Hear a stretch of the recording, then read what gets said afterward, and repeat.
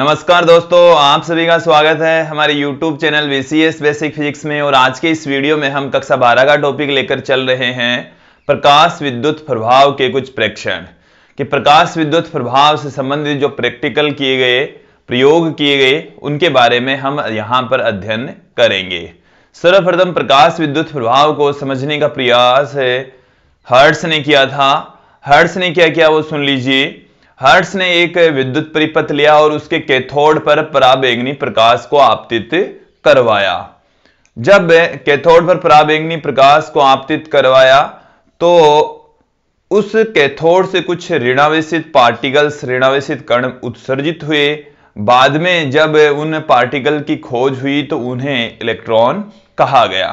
तो हर्ट्ज के द्वारा तो केवल इतना ही देखा गया कि जब किसी कैथोड पर, कैथोड का मतलब हो गया है कि ऋणावेशित प्लेट, और उसके ऊपर जब हम प्रकाश आपतित करवाते हैं, पराबैंगनी प्रकाश आपतित करवाते हैं, तो उसमें से इलेक्ट्रॉनों का उत्सर्जन होता है।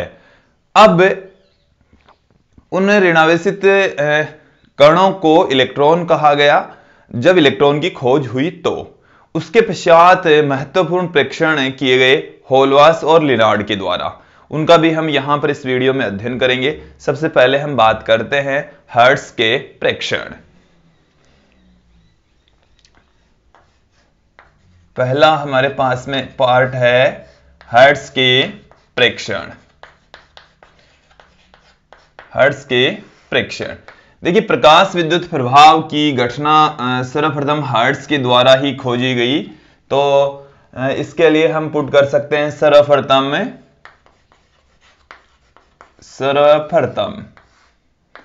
प्रकाश विद्युत प्रभाव की घटना, प्रकाश विद्युत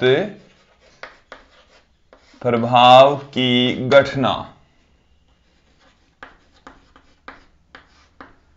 घटना हर्ट्ज के द्वारा देखी गई।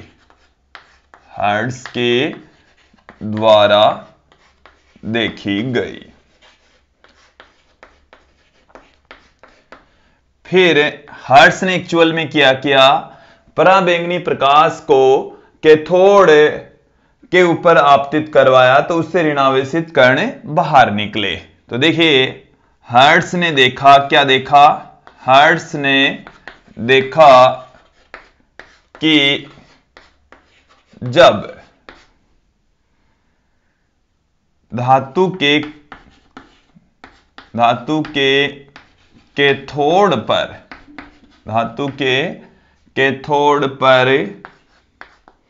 पराबैंगनी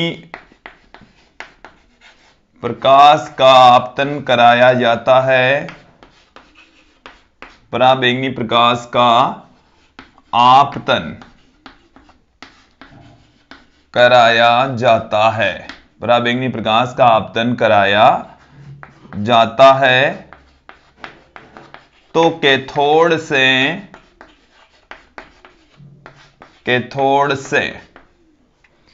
ऋणावेशित कण उत्सर्जित होते हैं।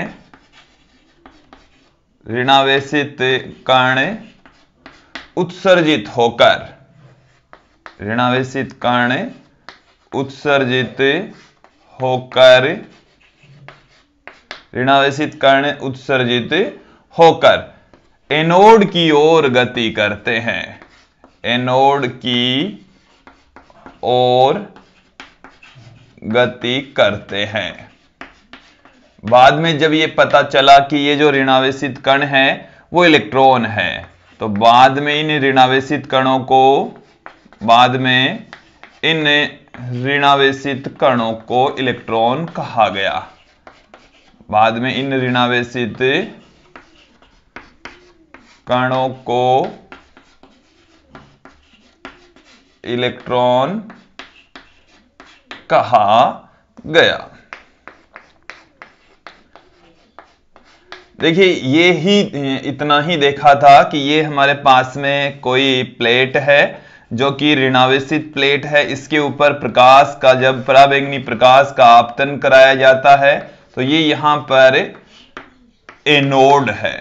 यहां पर क्या है, एनोड। ये है कैथोड और जब यहां से इन प्रकाश का आपतन करवाया तो यहां से कुछ पार्टिकल्स बाहर निकले जो ऋणावेशित थे। तो ये जो ऋणावेशित पार्टिकल है वो एनोड की ओर गति करते हैं, इससे आकर्षित होते हैं। ये घटना देखी थी सर्वप्रथम में हर्ट्ज ने।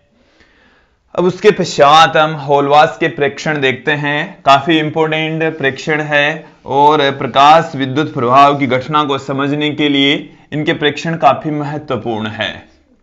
तो होलवास के प्रेक्षण में क्या है, देखिए होलवास ने क्या किया। देखिए दोस्तों, इन्होंने कुछ विशेष प्रकार की धातुएं जैसे जस्ता, पोटेशियम, सोडियम के ऊपर पराबैंगनी प्रकाश का आपतन करवाया और देखा कि उस धातु के पृष्ठ से ऋणावेशित पार्टिकल्स उत्सर्जित होते हैं। इन्होंने अपने एक्सपेरिमेंट में जस्ते को विद्युतदर्शी से संयोजित कर दिया और विद्युतदर्शी से संयोजित करके फिर उन्होंने अलग अलग प्रेक्षण देखा। जस्ते की जो प्लेट है पहले उन्होंने ऋणावेशित ली, फिर उस पर प्रकाश का आपतन करवाया तो जो जस्ते की प्लेट है वो उदासीन हो गई। और जब उन्होंने उदासीन जस्ते की प्लेट ली, फिर उस पर पराबैंगनी प्रकाश का आपतन कराया तो देखा कि वो जो प्लेट है वो धनावेशित हो जाती है। तो फिर उन्होंने ये निष्कर्ष निकाला कि जब किसी धातु के पृष्ठ पर पराबैंगनी प्रकाश का आपतन कराया जाता है तो उस धातु के पृष्ठ से ऋणावेशित कण उत्सर्जित होते हैं। देखिए समझिए, इन्होंने क्या किया, होलवास ने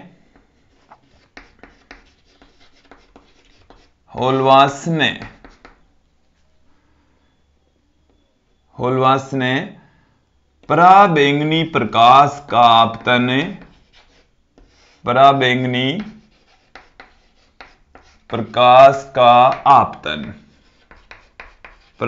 प्रकाश का आपतन कुछ धातुएं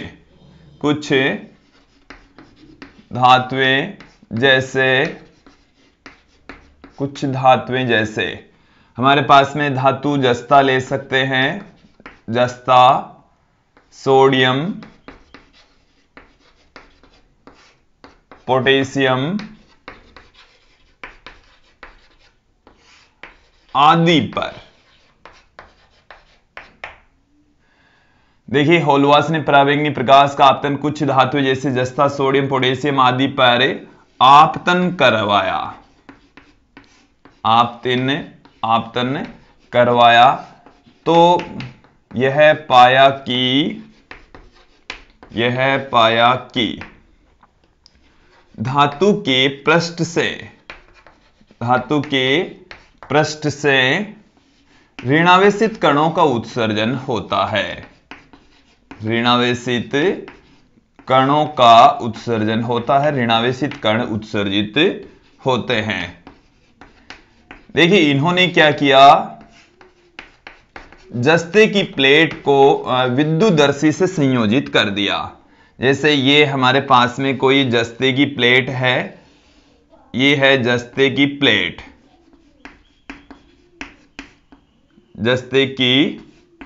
ये एक प्लेट, और इस जस्ते की प्लेट को इन्होंने एक विद्युतदर्शी, स्वर्णपत्र विद्युतदर्शी आप लेकर चल सकते हैं यहां पर, और जो स्वर्णपत्र विद्युतदर्शी है उससे इन्होंने इसको कनेक्ट कर दिया। देखिए स्वर्णपत्र विद्युतदर्शी में एक्चुअल में होता क्या है, ये किसी भी वस्तु की ध्रुवता ज्ञात करने के लिए यूज में लिया जाता है। यह है विद्युतदर्शी की सहायता से हम किसी भी वस्तु की ध्रुवता, मतलब वो जो वस्तु है वो धनात्मक है या ऋणात्मक है, इसका पता लगाने के लिए हम विद्युतदर्शी का प्रयोग करते हैं। यहां से ये सोने की स्वर्णपत्र विद्युतदर्शी होता है तो ये सोने की पत्तियां होती है, और जैसे यहां से हमने जस्ते की प्लेट यहां से संयोजित कर दी, इससे कनेक्ट कर दी, और पहले इसमें ये ऋणावेशित प्लेट ली गई। जब ये ऋणावेशित प्लेट ली गई तो यहां पर ये जो पूरा का पूरा पार्ट होता है वो ऋणावेशित होता है। फिर इसके ऊपर प्रकाश का आपतन करवाया गया, इस प्लेट के ऊपर प्रकाश का आपतन कराया गया, प्रकाश का आपतन। जब प्रकाश का आपतन कराया गया तो ये जो ऋणावेशित प्लेट है वो विद्युत उदासीन हो जाती है। ऋणावेशित प्लेट विद्युत उदासीन हो जाती है। उसके पीछे रीजन ये रहा कि इसका मतलब ये हुआ कि इसमें से जो ऋणावेश है वो कम पड़ गया। ऋणावेश कम पड़ गया, इसका मतलब है ऋणावेशित कण इसमें से बाहर निकले। तो जस्ते की प्लेट को विद्युतदर्शी से संयोजित कर दिया, पहले इस प्लेट को ऋणावेशित लिया, फिर प्रकाश का आपतन करवाया, तो जो प्लेट है वो उदासीन हो गई। फिर इन्होंने क्या किया, इस प्लेट को ले लिया उदासीन, इसका मतलब है इसके ऊपर अब कोई आवेश नहीं लिया, और फिर प्रकाश का आपतन करवाया। तो ये जो प्लेट है वो इस पूरे विद्युतदर्शी की सहायता से ये पता लगाते हैं कि ये धनावेशित है या ऋणावेशित है। तो फिर उदासीन लेकर जब प्रकाश का आपतन करवाया तो ये जो प्लेट है वो धनावेशित हो जाती है। तो इसका मतलब भी ये हुआ कि इसमें से कुछ ऋणावेशित पार्टिकल्स हैं वो बाहर निकले। और दोस्तों इसके निष्कर्ष में होलवास ने ये बताया कि जब किसी धातु की प्लेट पर, धातु के पृष्ठ पर प्रकाश का आपतन करवाया जाता है तो उस धातु के पृष्ठ से ऋणावेशित पार्टिकल्स बाहर निकलते हैं। इन्होंने एकदम अपने एक्सपेरिमेंट के जरिए स्पष्ट कर दिया, सुस्पष्ट कर दिया, और जस्ते के एक्सपेरिमेंट से इन्होंने अच्छे से इसको समझाया। तो जो अभी मैंने आप लोगों को बताया वो अब मैं यहां पर पुट कर रहा हूं। देखिए क्या है कि इन्होंने जस्ते की प्लेट को, जस्ते की प्लेट को विद्युतदर्शी से जोड़ा, विद्युतदर्शी से जोड़ा, और फिर देखो क्या देखा। पहला बिंदु तो क्या है, ऋणावेशित जस्ते की प्लेट पर, ऋणावेशित जस्ते की प्लेट पर पराबैंगनी प्रकाश डालने पर, पराबैंगनी प्रकाश डालने पर वह उदासीन हो जाती है। जो प्लेट है वो क्या हो जाती है, उदासीन हो जाती है। सेकंड पार्ट यहां पर हमारे पास में क्या है, इन्होंने ये भी देखा कि यदि आप उदासीन प्लेट लेते हैं, उदासीन जस्ते की प्लेट के ऊपर प्रकाश का आपतन करवाते हैं तो वह धनावेशित हो जाती है। तो देखिए क्या है कि उदासीन जस्ते की प्लेट पर, उदासीन जस्ते की प्लेट पर पराबैंगनी, उदासीन जस्ते की प्लेट पर पराबैंगनी प्रकाश डालने पर वह धनावेशित हो जाती है, वह धनावेशित हो जाती है। तो ये तो इन्होंने अपने प्रेक्षण में देखा। इससे हम क्या निष्कर्ष निकाल सकते हैं वो समझ लीजिए कि देखिए दोस्तों, जब हम किसी धातु के पृष्ठ पर कि दोनों ही स्थितियों में जो जस्ते की प्लेट है उसमें से ऋणावेश कम हुआ, अर्थात ऋणावेशित पार्टिकल्स उसमें से बाहर निकलते हैं, तो इससे ये निष्कर्ष निकला कि जब किसी धातु के पृष्ठ पर पराबैंगनी प्रकाश डाला जाता है तो उसमें से ऋणावेशित पार्टिकल्स बाहर निकलते हैं। देखिए जो होलवास है, इसके बाद में लिनार्ड ने भी इसी एक्सपेरिमेंट को आगे बढ़ाया। तो उन्होंने ये बताया कि जो प्रकाश है उसकी आवर्ती एक निश्चित आवर्ती से अधिक हो तब ही ये पॉसिबल होता है, प्रत्येक आवर्ती पर ऐसा संभव नहीं है। तो यहां पर आप देखेंगे इससे जो निष्कर्ष निकला वो क्या था, इस एक्सपेरिमेंट का निष्कर्ष कि जब पराबैंगनी प्रकाश को, जब पराबैंगनी प्रकाश, जब प्रकाश को धातु के पृष्ठ पर, धातु के पृष्ठ पर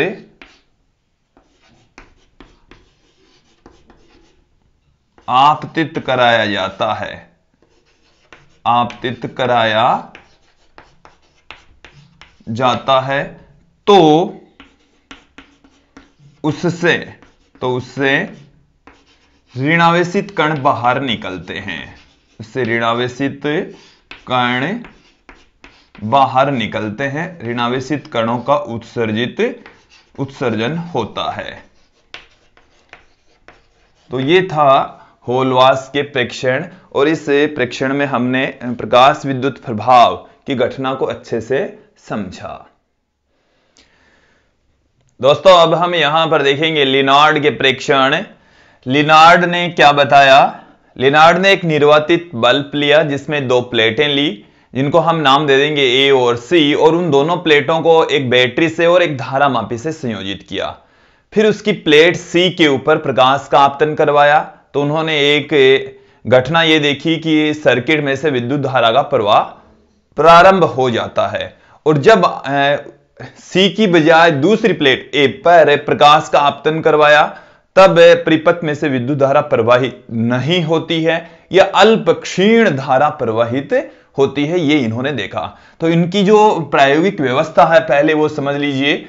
इनकी प्रायोगिक व्यवस्था इस तरीके से थी कि इन्होंने एक निर्वातित पात्र लिया, इन्होंने एक निर्वातित बल्ब लिया, और उस बल्ब के अंदर दो प्लेटें संयोजित थी।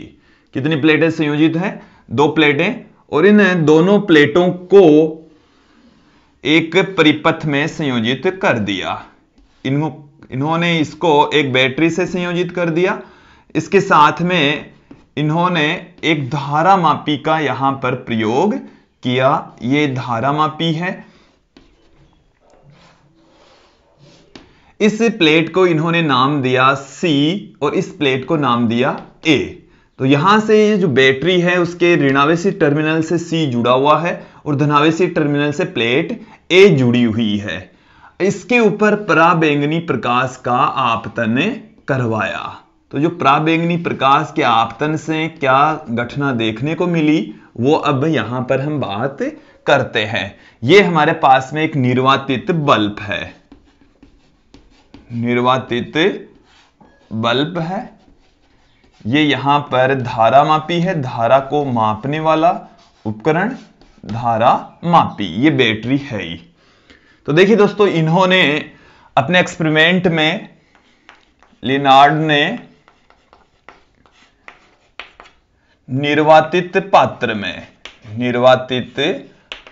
में दो प्लेटें ली। कौन कौन सी प्लेटें हैं?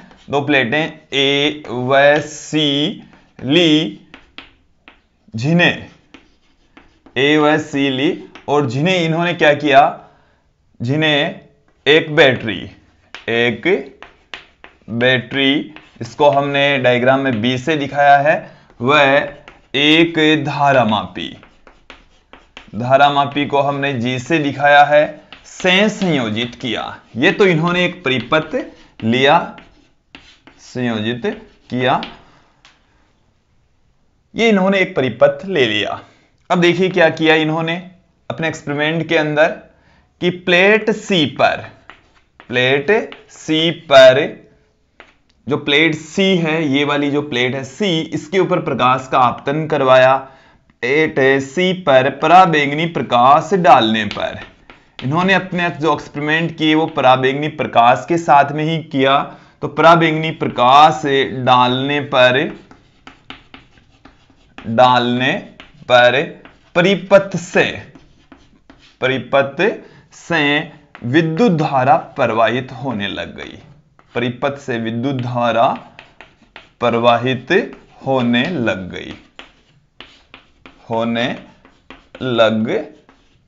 गई। और क्या देखा कि इन्होंने प्लेट सी की बजाय फिर प्रकाश आपतित करवाया प्लेट ए पर। तो जब प्लेट ए पर पराबैंगनी प्रकाश का आपतन कराया गया, पराबैंगनी प्रकाश का आपतन कराया गया, पराबैंगनी प्रकाश का आपतन कराया गया, तो परिपथ से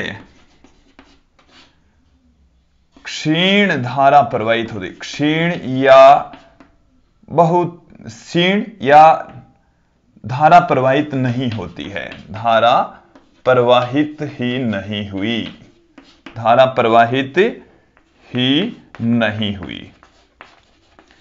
देखिए इन्होंने ये देखा कि जब सी प्लेट पर प्रकाश का आपतन कराया जाता है तो सर्किट से विद्युत धारा प्रवाहित होती है, और जब प्लेट ए पर प्रकाश का आपतन कराया जाता है तो परिपथ से विद्युत धारा प्रवाहित नहीं होती है। तो एक्चुअल में हुआ क्या था कि यहां पर जब प्रकाश का आपतन हुआ तो यहां से ऋणावेशित पार्टिकल्स उत्सर्जित हुए, और वो जो ऋणावेशित पार्टिकल्स हैं वो इलेक्ट्रॉन ही होते हैं जो कि एनोड की ओर गति करते हैं।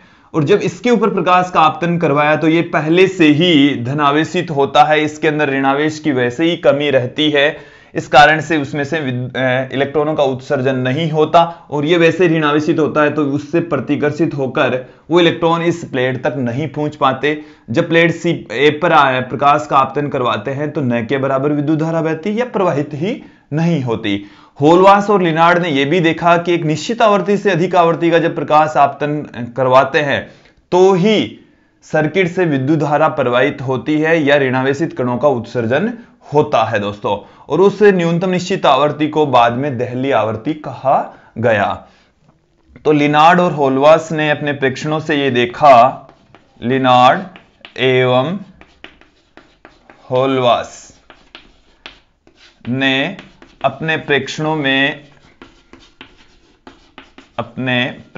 में यह देखा कि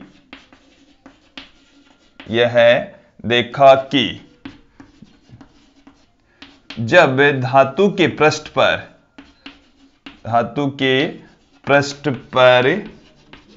एक निश्चित आवृत्ति से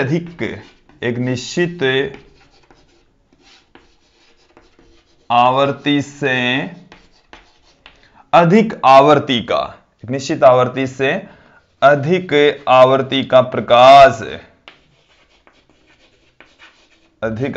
का प्रकाश